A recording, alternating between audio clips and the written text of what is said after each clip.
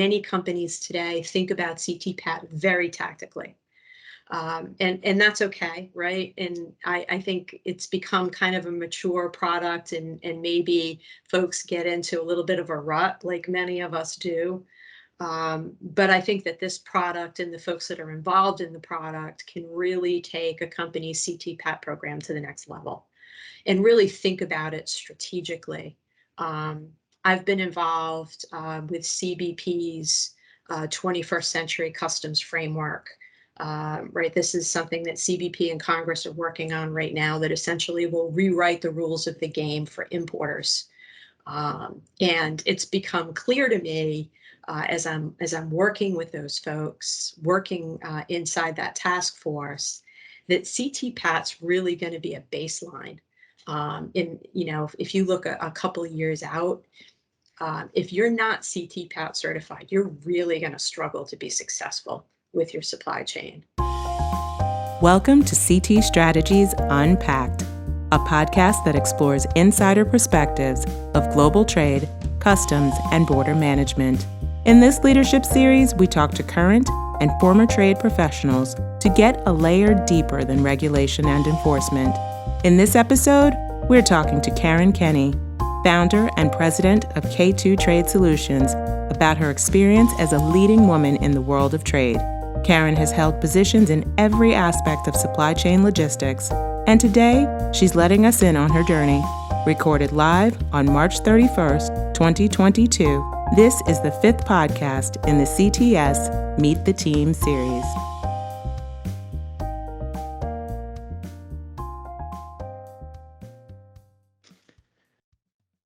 Good day for everybody out there listening in onto CTS Unpacked. We have a guest with us today, Karen Kenney. She's joining us for our latest version of CTS Unpacked. And so, Karen, first and foremost, thanks for making yourself available to join us today. We're really excited to learn about what you're doing with CT Strategies. But before we do that, tell us a little bit about yourself. So first, thanks for the invite. I'm excited about this opportunity. It sounds like a lot of fun. I have spent my entire career, more than 35 years, in customs brokerage and freight forwarding. I started in the business a long time ago at a very young age, and it's been a fun journey. I've done everything in the business, from working as a messenger to my last position where I was president and CEO of a mid-size public customs brokerage and freight forwarding company based here in the U.S. And then about a year ago, I left that company and opened my own business, and acting as a consultant now, specializing mainly in supply chain and compliance optimization. So that's what I'm doing these days, and also serving as an affiliate with CT Strategies, which I've really enjoyed. So you said you started at a young age, and since you're like 27 right now, so I mean, how old were you when you started? So I knew you were my favorite, Eric. Thank you for that. I started very young. I was 20 when I took an intern position with a company called Liberty International here in New England, and started the journey. So you started off as an intern, 20 years old, and you worked your way all the way up to president of the same company? Yep, of the same company. So that doesn't happen every day, and just the ratios of that happening is pretty impressive. Just when you're thinking of the likelihood of an intern being able to stay with one company long enough to make it up to be the president of that company, which I think our listeners would love to hear about your journey from intern to president, and then obviously what you've done since.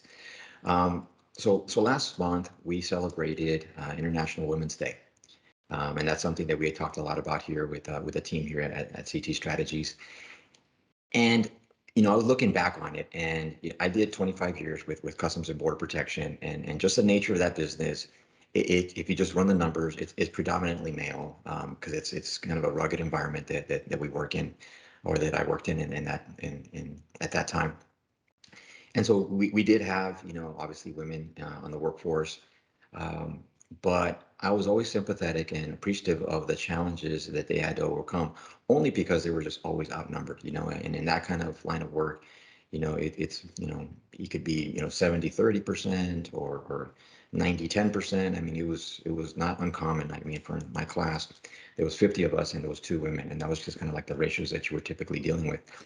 So I just have to believe that the freight forwarder business is not too different from what I was experiencing and what I experienced in my career with the government.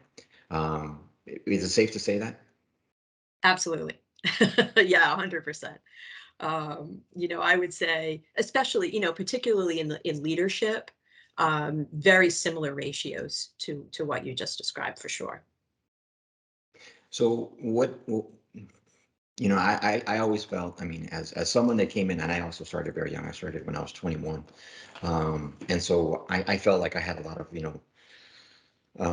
life experience challenges that I needed to overcome, that I needed to compensate for. And so I kind of had to be, I felt like I kind of had to put in that extra effort, put in, that extra 10% or whatever was necessary to make sure that in my mind that I wasn't kind of, um, I wasn't called out. That I didn't demonstrate my inherent, inabilities because I was either younger or more inexperienced than a lot of the people that were around me. So I had my techniques that I used to try to kind of make sure that I could still manage to succeed in that environment. Is there anything you had to do in order to make sure that you kind of made your way? Because again, to make it to president, those are a lot of steps on that ladder that I'm sure that had its fair share of challenges.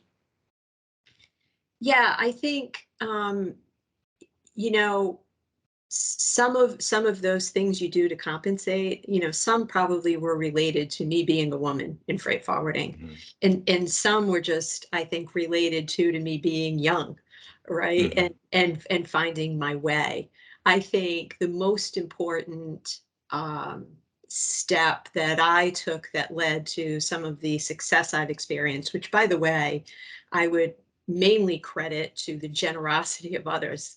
I worked for three entrepreneurs that were building a small business, um, that were just incredibly generous.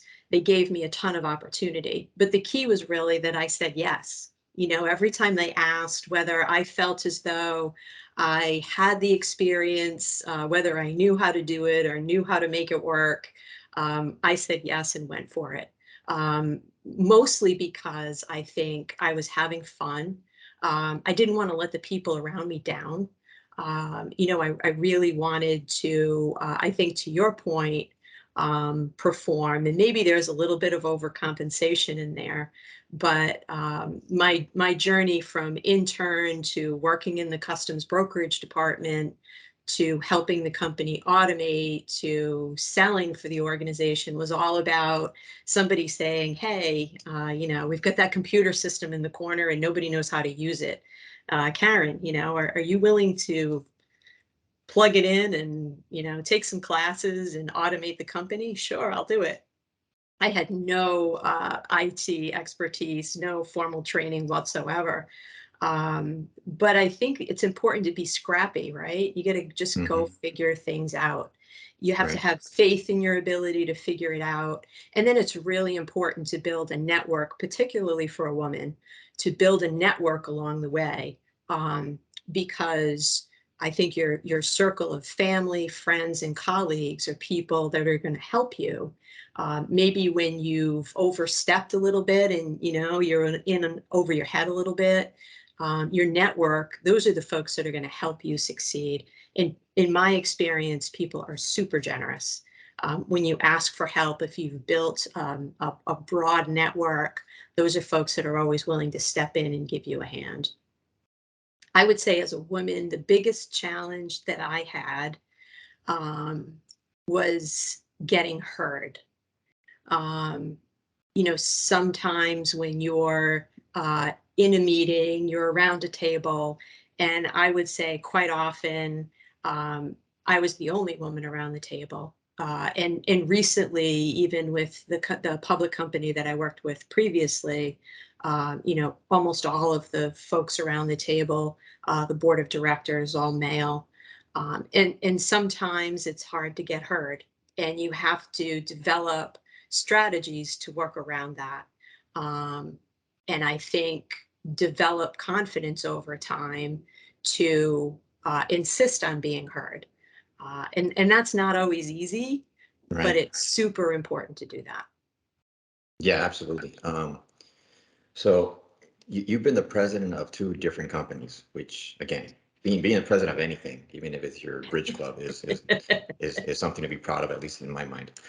So the fact that you were a president of two real companies and not just like the president of, the the HOA, that's incredibly impressive. So I remember coming up along the way that I had a boss that was a very important mentor for me, and she used to always have this phrase that stuck with me. It was that success has many fathers, and failure is always an orphan. So that was one that always kind of stuck with me, and I kind of learned along the way that when things are going good, it's to everybody's credit. Everybody wins, everybody, and it's so funny coming up to the ranks. I would interview people for jobs, and I would ask them about certain things, and they would kind of tell me a story about some program that they're taking credit for. I'm like, I remember when we started that. I don't remember you being there, but okay, that's fine. But of course, when things were going wrong, those no one's fault but yours. Right. Um, but there's another phrase I stumbled across upon in my journeys, and it's from Colin Powell, um, and it's something to the effect of, no, actually, it's Zig Ziglar. It's Zig Ziglar's phrase. Success occurs when opportunity meets preparation, and that for me, it was something that I kind of embraced that one, and I kind of kept it with me because I felt that was really for me. It kind of explained my success in my professional career, which for me was not happenstance. It was not accidental. I think that many would attribute it to just being lucky at the right place at the right time, or having the right mentor that was going to shepherd you along the way, or giving you the ability. But I really had to, because as I started kind of shifting into a more of a mentoring role, I really always wanted to stress the importance of, there's a lot of hard work that's behind the scenes that maybe you didn't see before you got the glossy, flyer or the glossy one pager, because there's a lot of meat, and there's a lot of machinery and engine behind that, in order to produce this. And I never wanted that to be lost on people that I was talking to. So as I'm sure that's been some of the cases with you, if you could go back and bear in mind that a lot of our listeners are looking at you, and they're seeing this trajectory of success, a career that's very impressive, where you've become president of two different companies, and now you're the owner of your own company. And so for someone that's on the other end of their career, and you're looking back and they're looking forward, what kind of advice do you have for them, that isn't seem insurmountable? Because I feel like some folks will look at you and say, well, not everybody's ever going to be a president, but I really want to make sure that I hear from you what you would have to say for someone that's just starting. Well, I guess my answer would be, I've proven that anyone can be president, right? I came into this business without any particular expertise. And I think your point is a good one, because hard work and determination win every day of the week. I think being scrappy and having a determination to go figure something out, there's a model, today more so than when probably you and I started in the business, right? There's a model out there for virtually anything you want to tackle. I think folks today are very lucky. So the key is to go find the answer. You've got to be a little scrappy. You have to dig in. And I would argue that building a strong network is part of that preparation. If you said you've had great mentors in your career, that's not by accident, right? Those are Hmm. relationships that you spent time cultivating. Hmm. And I think the key that I would say that's really important throughout your career is to do things for other people without expectation. Go the extra mile, do a little something for someone without expecting anything back. If you're on the trade side, that might be doing something for somebody without charging them for it, helping somebody out when they're desperate. Those are things people remember. And those are relationships that I think are two-way win-win relationships and folks you can rely on later. So building that network of people who may be future mentors or people that might play an important role in your career later on is very important. But the bottom line is have faith in your ability to figure it out, but put the time in to go figure it out, right? The answers aren't always going to be presented to you on a silver platter. Sometimes you got to go spend a couple of extra hours. There might be a few sleepless nights, a couple of all-nighters. But in the end, I think, the reward is extremely satisfying. Yeah, I couldn't agree with you more. And there's a couple of things that you've mentioned since we've been talking that I want to come back to. So you've used the term being scrappy a couple of times, and you use the term figuring it out. So I feel like a lot of folks, if they don't know, there's like this hesitation to even attempt it or to volunteer for it. And you mentioned something at the top of the call that you always said yes. So did fear of failure ever affect your decision making? If so, or if not, why? Yeah, absolutely. I think everybody has fear of failure. I know I have a healthy dose of it. Um, and, just as an example, I spend time every once in a while speaking at events, speaking on panels, right? And most folks have a healthy fear of doing that sort of presentation in front of a couple hundred or a couple thousand people. And I learned from a mentor years ago, probably 20 years ago, to use that fear to stay sharp. What this person told me was, if you don't have that fear, you're probably missing the edge that's going to help you do something really great. That fear helps you prepare. It helps make sure you're fully prepared. It helps keep you sharp during the presentation. So the key really, I think, is not to let it overwhelm you, right? But to take it and use it in a really healthy way. That would be my advice. But definitely, there's definitely a healthy amount of fear there for me. Without a doubt, without a doubt. And I think that's very good advice for anyone that even if something as you mentioned, as public speaking. I mean, that's one of the things that it comes up really often when people, are talking about their phobias. And to be honest with you, this was something that I wasn't comfortable doing when I thought about it, but it wasn't until I stopped thinking about it that I got really comfortable with it. And so now people would see me kind of doing, speeches or presentations or what have you, and they'd always say, "Well, this has come so easy for you." I was like, "No, I put together a presentation, I studied it, I prepared, and when I walked out, it seemed easy, but it's because I put in all the the front end work to make it look easy." And so I think Exactly. that's really important that folks kind of take that in, that whether it's something that's an innate skill or something you need to cultivate, the work ethic and the that you put into it is going to be a big indicator of the ratio of success at the end of the day, which I think is something you also said earlier. So 100%. you Yeah, said I couldn't something agree that I more. thought you said something I thought was really great. It was using fear to stay sharp. And so I had a boss that once when I met him, that was the first conversation we had. It was like an all hands meeting. And he said, my job here is to make you uncomfortable. Because as long as you're uncomfortable, you're gonna be on your toes and you're gonna produce your best work. He said, because when you become uncomfortable, you become lax, and then we start making mistakes. He's like, so we're gonna stay sharp, we're gonna stay aggressive, and that's how we're gonna be. That's how we're gonna progress, is by doing those things. And I was 23 years old, 24 years old at the time. I forgot how old I was at the time. And he's a mentor of mine and a friend of mine to this day. I saw him yesterday, as a matter of fact.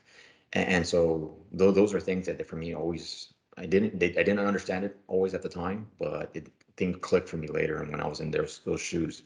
And there's something else that I think that I wanted to highlight too is you talk about, the preparation. I always felt that if you want to learn something, go teach it. 100%. Because in Yep. order to have to be smart enough to get in front of a room and explain something to someone else, you kind of have to immerse yourself in it. And I got to believe that you're in such a technical industry that you spent a lot of time immersing yourself with the ins and outs of your businesses.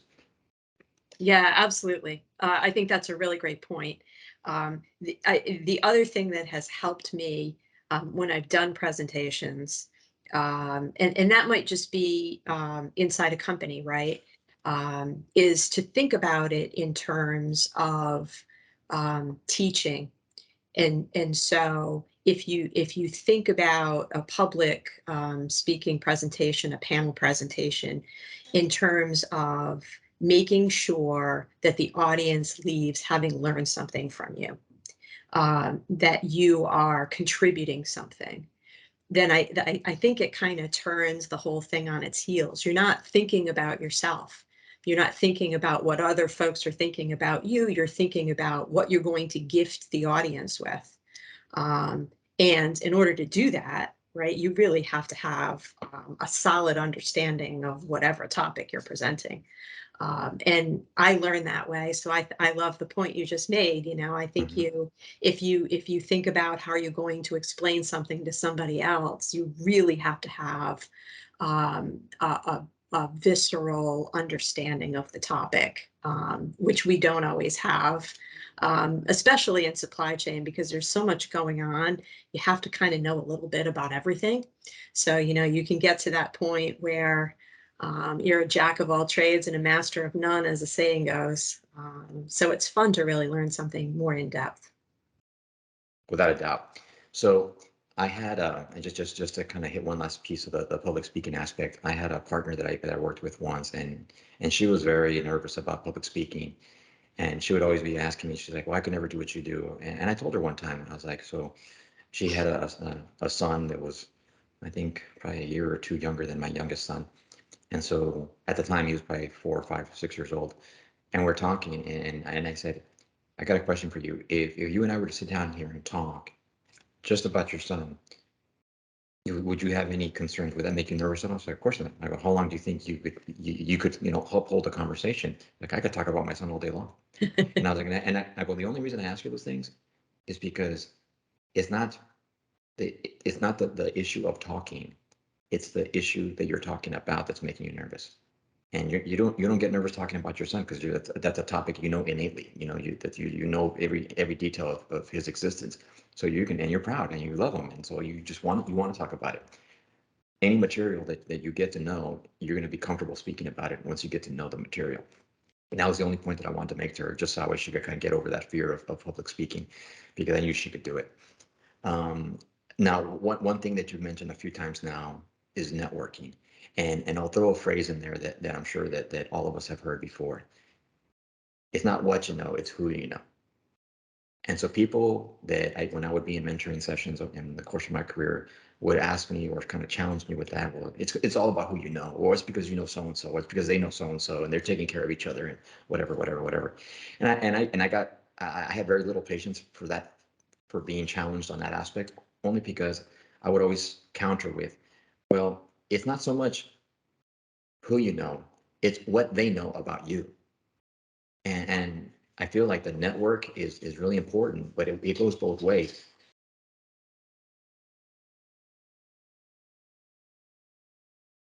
It goes both ways because that network can work against you if you're a poor producer, if you're a bad teammate, and that network will work to your detriment. But in your example, I think this path of success that you were blazing along the way, it just kind of solidified your network around you that, hey, Karen's someone that we can count on. Karen's always going to say yes. Karen gets it done. Karen produces. Karen puts in the work. And so then you have all these mentors and all these leaders that are going to say, no, no, no. We know that if we give it to Karen, Karen's going to get the job done. And I feel that's something that I want our listeners to kind of take away from this, is that when you talk about your network, there was a lot of stuff that you earned from them, that you worked hard for, Mhm. that started paying dividends for you later on. Yeah, definitely. I mean, I think, part of it probably is that word networking now has, kind of it doesn't always have a great connotation, right? In your head, maybe you see, the slick people sliding their business card to you at a cocktail party or something. Networking in my experience is exactly what you just described. It's a two-way relationship where you're helping folks out, and you're just having fun with them. One of the best things about my career, the thing I love most about this business, freight forwarding, customs brokerage, supply chain logistics, is the people. I have found the people to be incredibly smart, generous, fun loving. Um, and so networking is really hanging out with friends, getting to know people, being curious about who they are and what they do, what kind of dog they have, how many kids they have, what they like to do in their spare time, and connecting with people on a different level. It's super rewarding. And you learn a ton along the way. Maybe not just about what they do professionally, but connecting on other levels. So I look at networking as a top tier benefit of being in supply chain logistics. And kind of the add on to that, the bolt on to that, is these are people that are helping one another out, and you're helping others out along the way too. I mean, when I dip into my network these days, I'm doing it most often to help friends. There's a lot of challenges in the supply chain right now, and somebody calls me up and says, I have a container stuck in Long Beach. It's been there for 60 days. If I don't get that out, I'm going to have to close my business down. And then you just start dialing. And I am always amazed at how generous people are and how willing they are to help out. And that's the best part about networking, is just getting a really great result for folks that kind of helps everybody out. And again, it has to be really a two-way relationship, according to my definition of networking. Without a doubt, without a doubt. And I think that you mentioned something that I think I want to make sure that comes across. Um, you talked about getting to know folks and getting to know what they're about, what their family situation is, what their, pet situation is, what drives them, outside the office, because you're basically making friends, you're building friendships, and just like you said, inherently people want to be nice. Most people, and I think the people we want to surround ourselves with, want to be nice. But if you're nice to them, they'll want to be nice to you in turn. And I think that whether it's part of your strategy, I think it's just important that they, as part of your networking, that's part of it. You're cultivating relationships with folks, and they do pay dividends both ways. And that's something that I've seen over and over again over the years, that you know people that of similar of similar minds kind of run in packs. And so I've seen kind of my group of folks that I kind of grew up with in the organization. We've stuck together over the years, and the ones that didn't stick with us are the ones that didn't really succeed to those levels. And I think it was partly because we just had differences in the way we kind of attacked the job, or the way we attacked the networking, or whatever, and I just thought it was interesting that you have a bunch of type A personalities, high performers, and they tend to kind of cluster together. And I think it's because they get it, they understand how they're wired, and it's easier just to kind of make sure that they kind of keep challenging each other, but also keep supporting each other along the way. Yeah, those are great points. And supporting and challenging is important too, right? The challenging piece, I think, is important. So if you can have a conversation with somebody, a member of your network that you disagree with, and have a positive conversation about that, I think those situations make relationships even stronger. That's how I came to be associated with CT Strategies. I met Algina One of those times that I said yes, I ended up becoming the president of a regional trade organization here in New England called Connect. And we had, folks from CBP coming and speaking to the group. And in 2010, one of those folks was Commissioner Burson. And so then I ended up getting involved in the COAC, and that's how I met Mr. Gina. And we didn't always agree, right? I mean, the trade, I'm sure comes as no surprise to you, but the trade did not always agree with CBP. But we could have, No surprise. yeah, we could have a conversation about it, Mhm. right? Even if in the end we agreed to disagree, he was, I think, willing to listen, and truly and genuinely interested in hearing from folks that didn't agree with him. And that was the beginning of a very long friendship that I value to this day. That's great. That's a great example, and it's even better segue to my next question. So you've been with us for a while now, and you were a big driver behind the scenes for CT Patent Navigator. So tell us about CT Patent Navigator, what it is, and why it's so important. Yeah, so this is a product that I really believe in, and I think for most of us that were adults on 9/11, we have very strong memories of where we were and what we were doing on that day. And I think what I remember even more than that day is the days and weeks after that. And in my mind, I was thinking about this a little bit. I remember the quiet. I think it was sort of a stunned silence that it had happened, and even, not a single airplane in the air. And coming from the business that I was in, freight forwarding and logistics, it was chaos. And as we all know, CTPAT, the CTPAT program came from that. And so my company was an early adopter. We played a strong role in helping many of our clients get involved in the CTPAT program. And then, through my work in Connect and the COAC, I came to know many of the folks involved on the CBP side in the CTPAT program, people like Sean Beddoes and Ron May. And so having this second opportunity to work with those folks as they've entered a role where they can play a strategic role in helping the trade be successful in CTPAT has been super rewarding.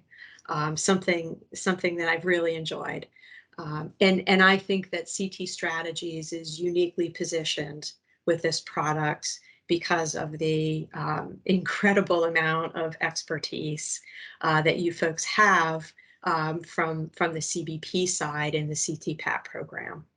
And, if I look at the value proposition of the Navigator product from a trade perspective, a little bit of a different perspective maybe than others at CT Strategies. But I think from the trade side, the unique value proposition is that you folks can play a strategic role in helping an importer or a broker or forwarder get the most out of the CTPAT program. I think many companies today think about CTPAT very tactically. And that's okay, right? And I think it's become kind of a mature product, and maybe folks get into a little bit of a rut like many of us do. But I think that this product and the folks that are involved in the product can really take a company's CTPAT program to the next level and really think about it strategically. I've been involved with CBP's 21st Century Customs Framework. Right, this is something that CBP and Congress are working on right now that essentially will rewrite the rules of the game for importers. And it's become clear to me as I'm working with those folks, working inside that task force, that CT PAT's really going to be a baseline. If you look a couple of years out, if you're not CT PAT certified, you're really going to struggle to be successful with your supply chain. And taking a strategic approach to CT PAT, I think, is mission critical, because there are costs associated with it to a company. And you really have to figure out how to get the most out of your investment. And I think the Navigator product and the folks at CT Strategies are really well positioned to make that happen. That answer is a podcast in and of itself. I feel like we could dedicate an entire podcast just to kind of just peeling the layers of that. And I was making a lot of notes while you were talking, because these are a lot of follow-up questions I could talk that I would like to. all day long. I can tell, but it goes back to what we said along here. It's a topic that you've immersed yourself in. It's a topic that you're passionate about. So you literally could talk about it all day long, because you exude that passion as you're speaking about it. And so I know that we've been talking for a little bit. I would be remiss if I didn't flag that you talked about 9/11, Ron May, and Sean Beddoes, all three of which were topics for podcasts that we've done here at CT Strategy. So if you haven't had a chance to listen to those, I encourage you to do so. But I know that your life isn't all about, the freight forwarding business. What does Karen do for fun? What does Karen do to blow off steam when she's not helping governments and businesses do things better? Well, I don't know. Sometimes it feels like it is all about work. Yeah, so I do a lot of different things for fun. I love to read. And if you haven't read The Lincoln Highway or A Gentleman in Moscow, I highly recommend those two books. A little plug for the two books I read recently. I love to be outside. So before I got married, I spent a lot of time hiking and climbing around the world. It's a little more tame these days, but I love to go to the national parks, hike, do my best to avoid mountain lions and grizzly bears, which I'm terrified of. And I like to spend a lot of time hanging out with the young people in my family. I spend a lot of time with my 10-year-old niece, who likes to make video games and design websites and write books. She's way smarter than I am, but it's still a lot of fun. Let's see, what else? I also like to spend a little bit of time giving back. So I spend a lot of time with that organization here in New England, Connect. And we are trying to save the Blackstone River here in New England. So starting next weekend, we'll be doing water sampling every month, trying to make the waterways here safe again for swimmers and kayakers. So that's something I'm passionate about too. Well, that mentor I mentioned to you earlier in our conversation that talked to me about success, having many fathers. She lives in Western New York now, and she's an avid kayaker. So she'll be happy to know that you're giving back, because that should be a direct recipient of your Awesome. of your good work up there. What's the coolest thing that you've ever hiked? I would say Mount Kilimanjaro. Nice. I did that to celebrate well, I shouldn't say this because you generously suggested that I'm in my 20s, but I did that to celebrate my 40th birthday, and that was awesome. That's great. Yeah, everything from monkeys in the trees along the way to giraffes at base camp, all the way up to the summit. It was pretty awesome. That is incredible. And before I forget, can you give me those two books again? Sure. It's A Gentleman in Moscow and The Lincoln Highway. All right. I'm glad I asked, because I wrote it down wrong. All right. Great books. I will do that. That's something that I know that a lot of our leaders in the organization, they were always talking about what they were reading, and it was great because um, they started a leadership library or leadership reading list. I forget what it was, but it was a link on the CVP homepage where you would click on it and you could see what the leaders are reading or what Oh, books that they recommended. So it was kind of like, this is the library that influenced us, and we want to make sure that we influence that we pay it forward. So that was one thing that I thought was interesting. That was, like I said, it was a thing that people actually would go in there and check to see what the list was. The other thing was, um, I would have like bosses that would ask me just randomly, like, what are you reading? And so you kind of always had to be prepared to be able to come back with, well, this is what I'm reading. And so I think it's the importance of keeping your mind sharp, the importance of learning, that, the quest to learn should never stop. And that's what I took away from all those guys, that they are already at the top, but they were still reading all these books about leadership and history and you name it. And so there was always interesting kind of getting their take on what books, if they could if they could recommend one, which ones would come to mind. It was always interesting kind of getting that from them. I had a boss early in my career, again when I was like 24 or so, um, that he kind of exposed me to that, and he gave me the Who Moved the Cheese book. oh yeah, yep. And we were a team. There was like four of us on the team, and he gave us the book. He said, "You guys need to read this book," and so he left it on the table. And then I read it, and I brought it back, and I was the only one that read it. And it really You were bothered me the that only one that read it?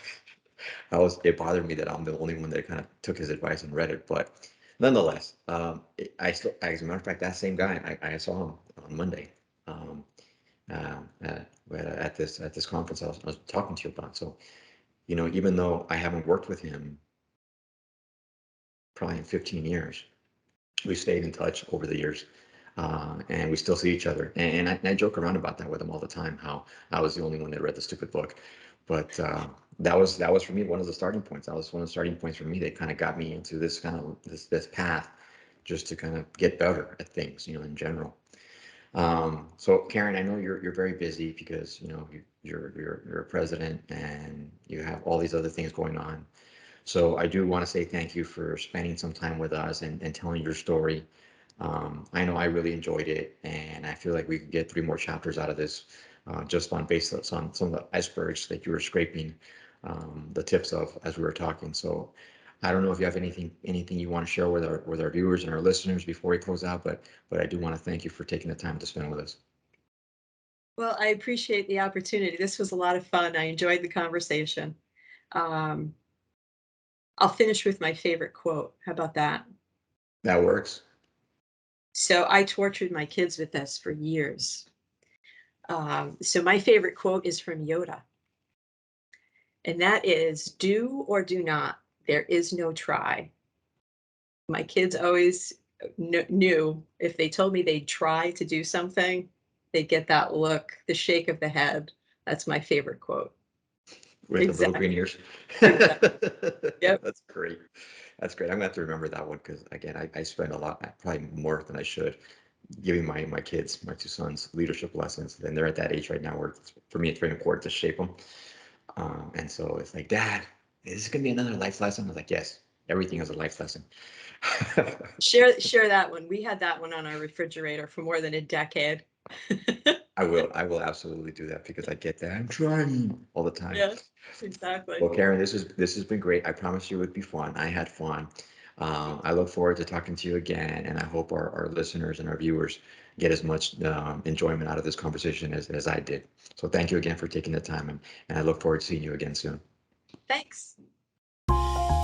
Thank you for listening to this segment of CTS Unpacked. For more information about CT Strategies and our team members, visit our website at ctstrategies.com. Connect with us on LinkedIn to share your thoughts or any ideas you'd like to see in future segments. Stay in the loop by joining our newsletter, where we share the latest CTS updates. Until next time, this is CTS Unpacked.